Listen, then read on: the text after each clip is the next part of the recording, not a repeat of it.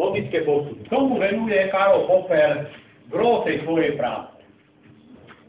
Absolútne gro sú logické postupy. Ale čo je tu?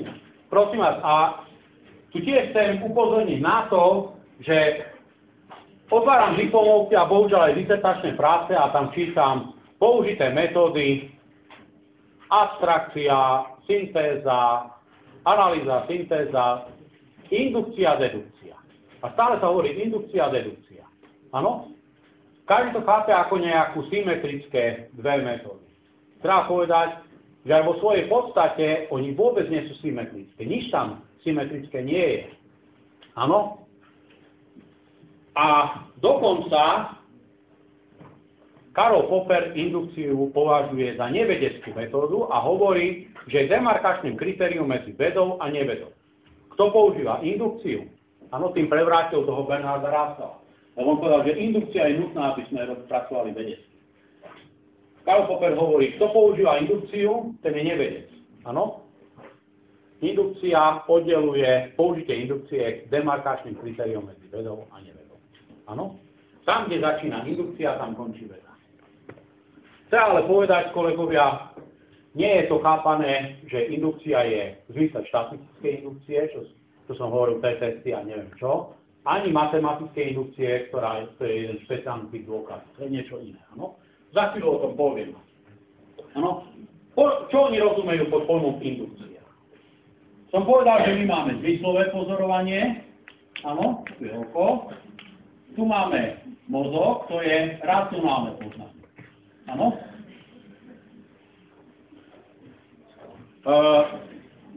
Indukcia, tak ako ju chápeme vo všeobecnosti, to je pozorovanie jednotlivého, zmyslové pozorovanie jednotlivého a potom zovšeobecnenie pozorovaného javu pomocou toho racionálneho poznania. Áno? A ten zovšeobecnený poznatok by sa mal začleniť do teórie ako nejaký poznatok. Dobre? On by sa mal začleniť do teórie ako nejaký poznatok. Toto bola myšlienka 18. 19. storočia. Že takto treba používať indukcia, takto treba vybudovávať vedy. Áno? Karol Popper povedal, to je zlý systém. Áno? To je zlý systém. Ja si myslím, že určitý impuls Popperovi dával aj John Stuart Mill. John Stuart Mill. On napísal knihu v roku 1840 a nejaké drobné, napísal knihu o logike, racionalite a indukcii. O logike, racionalite a indukcii. Víte, indukcia je tam v tom názve. Vtedy indukcia sa všade používala, áno? On hovorí o logike, racionalite a indukcii. A tuto on objavil ten koreň toho problému. A uvádza to na tom známom svojom príklade, ktorý ja budem tu teraz opakovať. Kolegovia, ak by sme používali indukciu, prídeme k jazeru a vidíme tam biele labute. Aký je náš induktívny záver? Všetky labute sú biele. Áno? Áno? Všetky labute sú biele. Je to dobrý záver? Čo myslíte? Dali by sme to do teórie, do nejakej zoológie, všetky labute sú biele. Áno? Asi to nie je pravda, lebo viete, že v Austrálii niekde existujú čierne labute. Áno? Dobre? A ten John Stuart Mill vlastne sa zastavil pri tom príklade a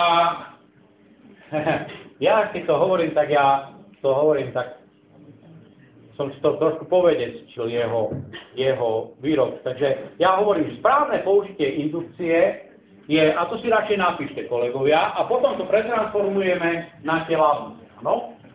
Správne použitie indukcie je v zmysle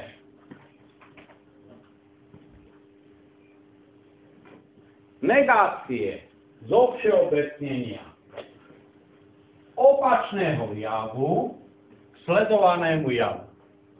V zmysle negácie zo všeobecnenia opačného javu k sledovanému javu. To si musím najprv stále si predstavujem labujte a takto potom poviem takú vetu nezmyselnú.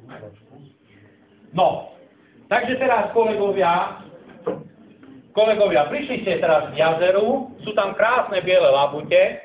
Aký je náš induktívny záver?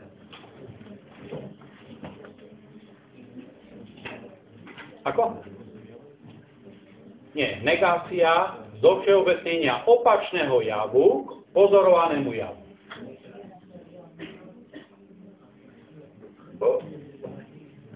Ktorá nie je čierna. Opačný jav sledovanému javu. Existuje aspoň jedna, ktorá nie je čierna. Čiže nie všetky labute sú čierne. Áno, ja keď vidím k jazeru, vidím biele labute a poviem, no, teraz mám empirický dôkaz, že nie všetky labute sú čierne. Nie? Dobre?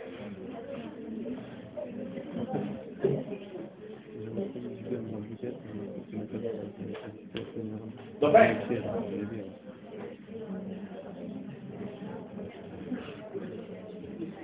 Dobre. Kolegovia, môžeme? Už ste si odvykli?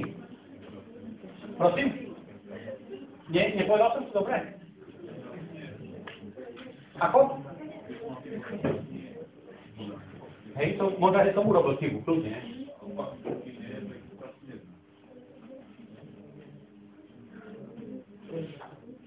Áno, toto, čo povedal kolegovia, teraz neviem to pretransformovať, či toto, ale hneď sa zastavme pri tom, áno.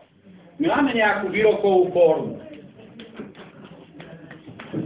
Áno, toto je nejaká premenná a keď za tú premenu ja dosazujem nejaké číslo, keď ja za túto premenu dosazujem nejaké konkrétne hodnoty, z toho sa stáva výrok, ktorému viem priradiť jedničku alebo nulu, či je pravdivý alebo nepravdivý. Ale môžem preto dosadiť ešte tie existenčné alebo všeobecné kvantifikátory. Áno? Pre všetky x platí výroková forma x, áno? Alebo existuje také x, pre ktoré platí výroková forma x. Áno? Keď toto negujem, o tom si hovoril. Však, áno, pán kolega, toto si ste mysleli, áno? A nehovorím, možno, že som to nepovedal celkom dobre. Áno? Ako sa toto neguje? Pamätajte si, toto keď negujem, stále ten kvantifikátor všeobecný sa zmení na existenčný, existenčný na všeobecný. Áno? Čiže tu dáme. Existuje také x, pre ktoré, a tu dáme fx negované. Áno? Negované. Áno? Tuto keď to zmením, tak tu bude pre všetky x fx. No a ja som čo povedal? Keby sme my prišli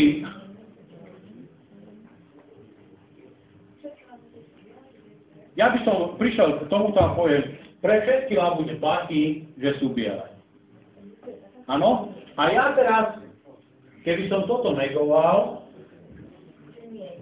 existuje taká labuť, ktorá je čierna. Ale to, ktorá nie je biela, ale ja som povedal, do všeobecnenia negácie opačného javu ja som to hovoril. Ja mám pravdu.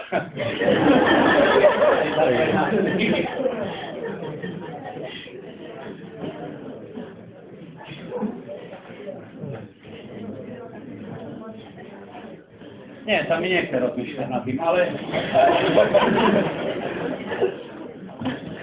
ja keď hovorím o tom príbehu Keynesa, viete, kto ma tak dojme stále, že